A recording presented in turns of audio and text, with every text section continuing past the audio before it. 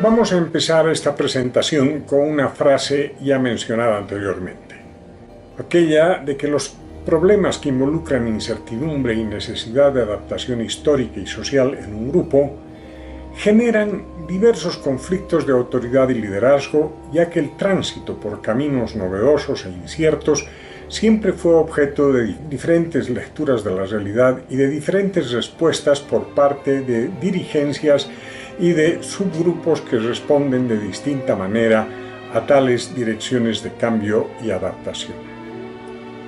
Veamos el tema del tránsito por lugares y momentos de incertidumbre.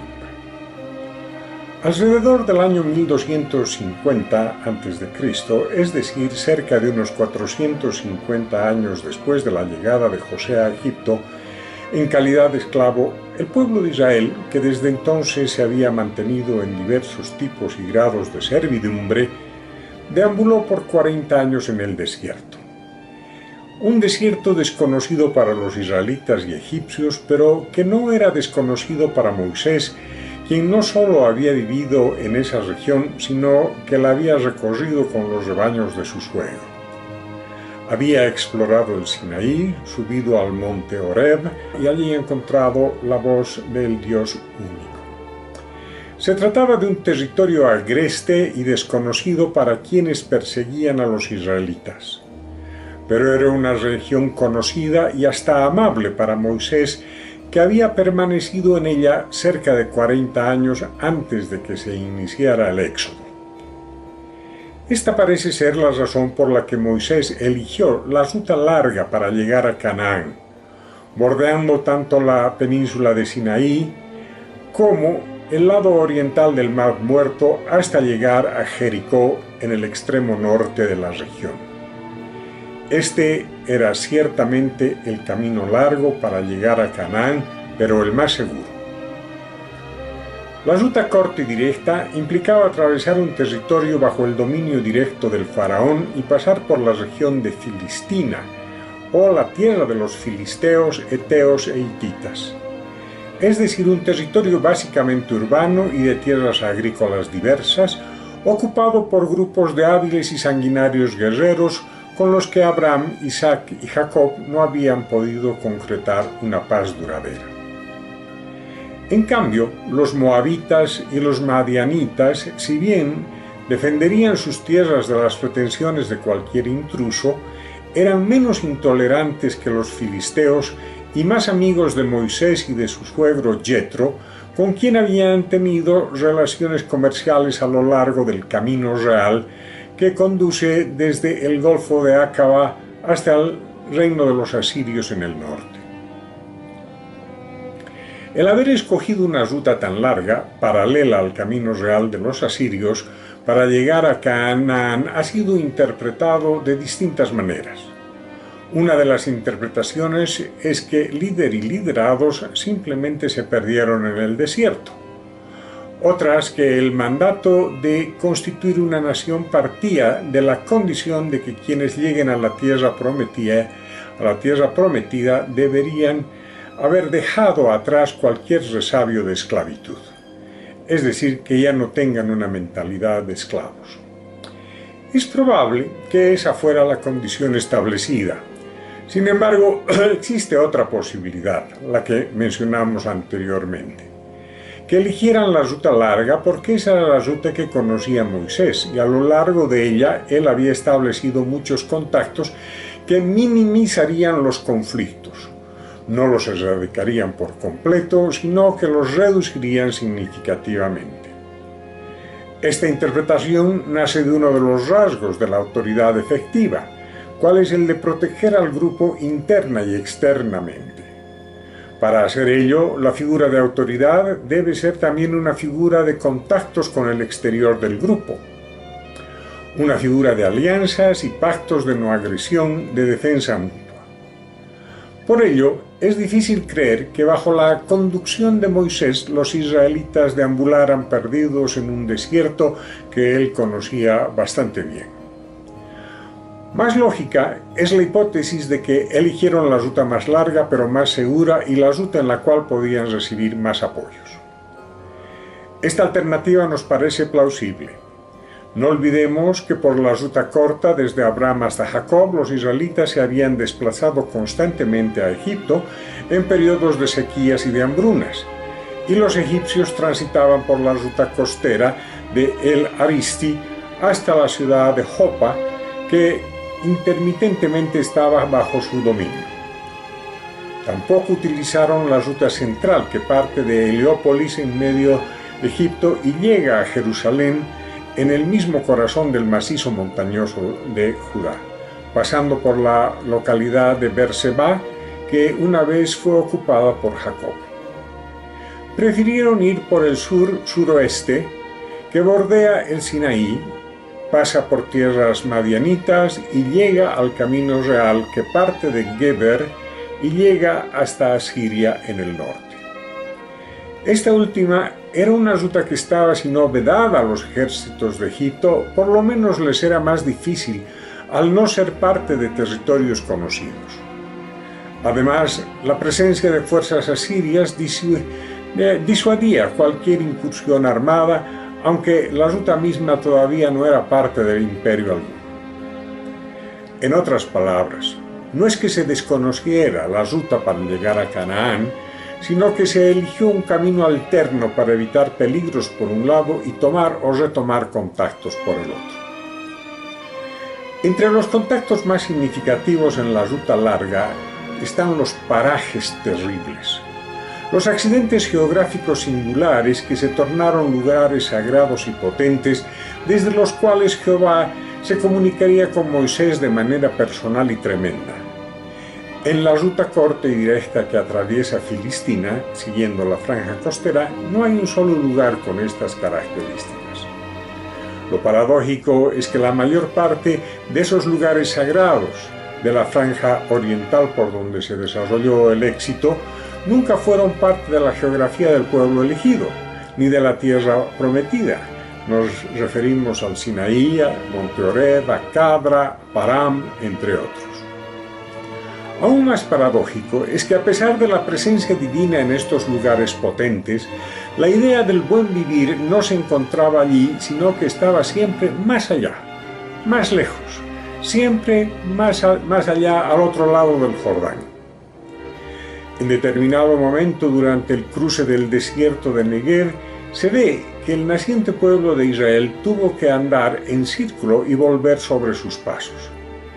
Ello parecería que fue para sortear dificultades y retornar a lugares más o menos conocidos, donde se habían levantado referentes de tranquilidad, donde la promesa se había arraigado y tácticamente podían reforzar sus compromisos con ciertas referencias geográficas, no de la tierra prometida, sino del camino a ella.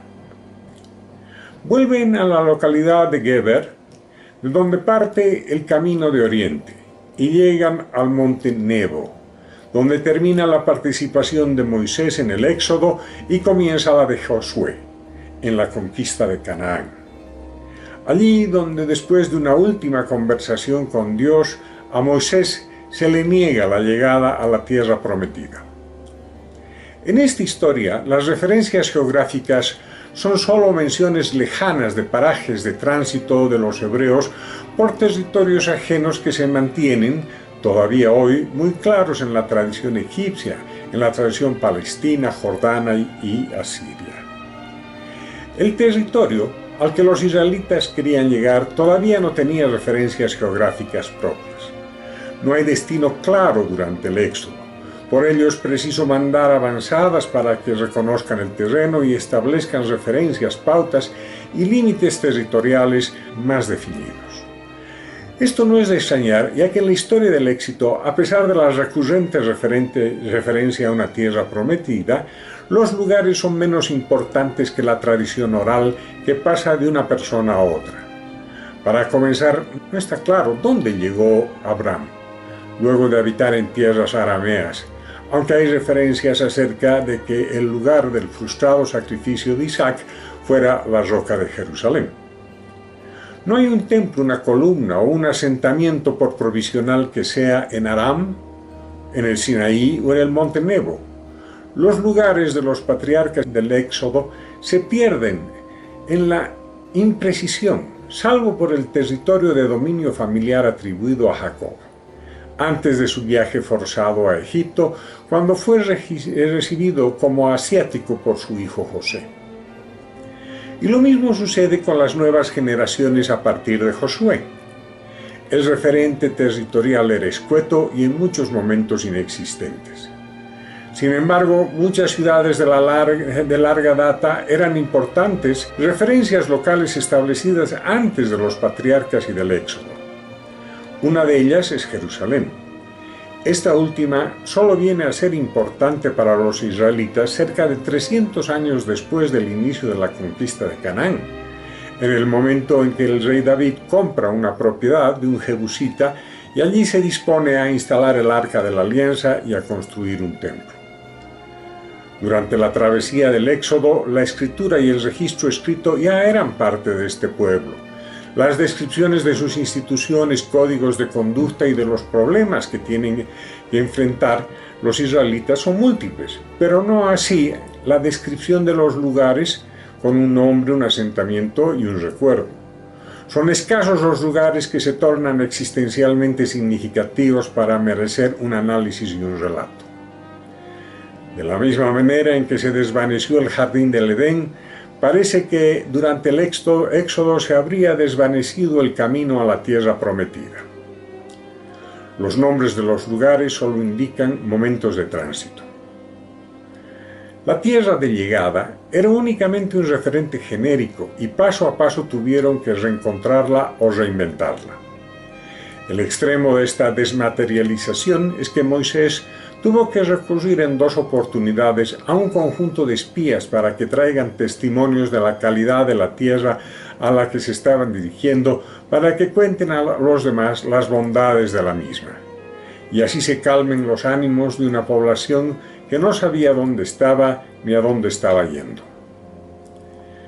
Sabemos que los israelitas, antes del último asalto en dirección a Jericó y a otras 30 ciudades de la región, se asentaron en la orilla oriental del Jordán y no quisieron moverse de allí.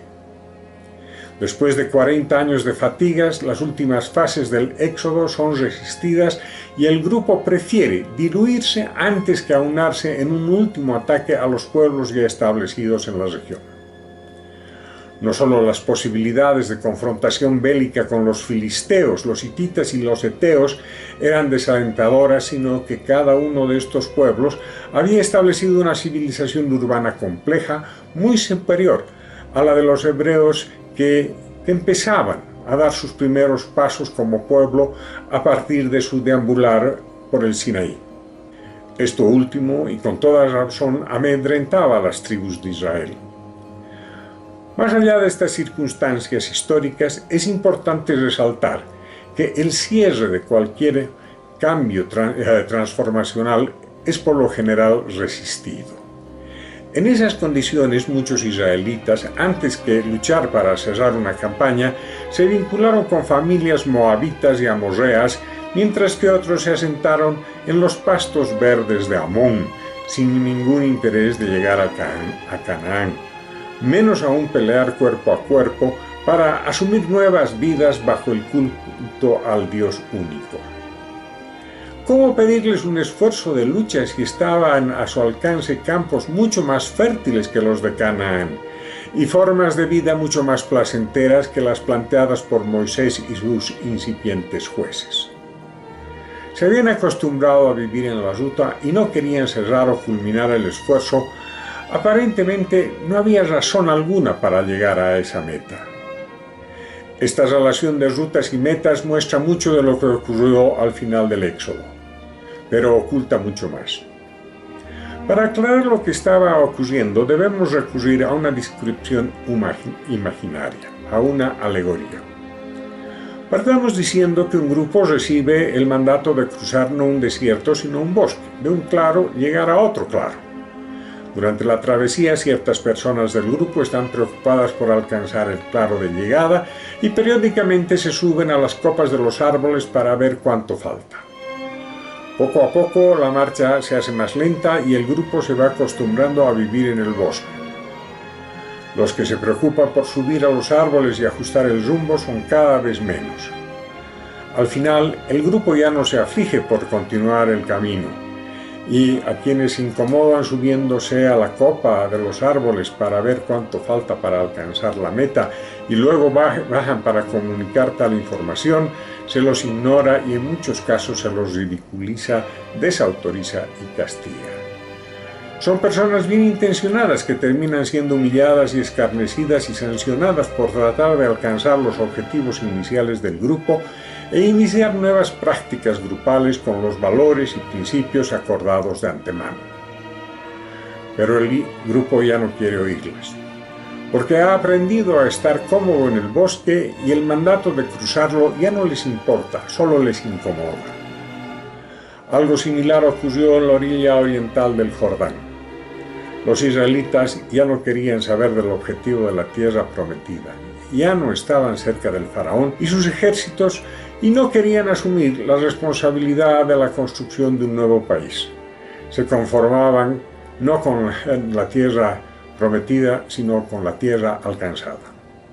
No les interesaba levantar una nación con esfuerzo. Era más cómodo vivir donde todo ya estaba listo, donde ya otros habían establecido sus propias instituciones.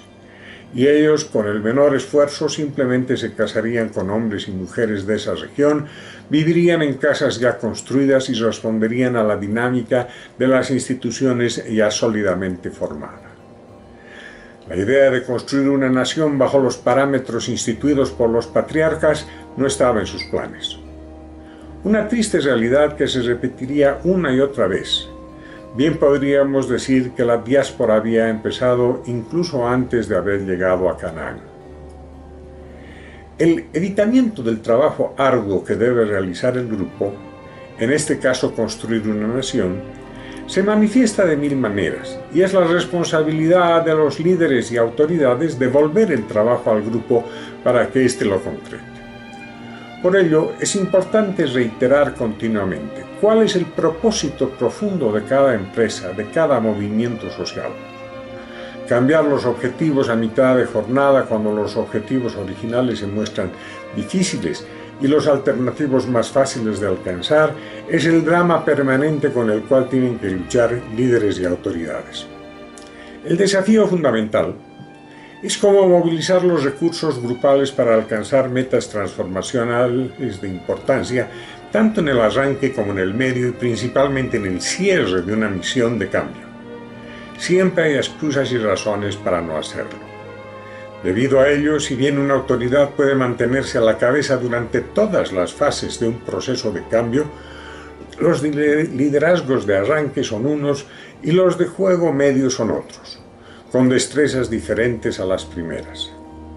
Asimismo, el liderazgo requerido para el cierre demanda de proyecciones también diferentes.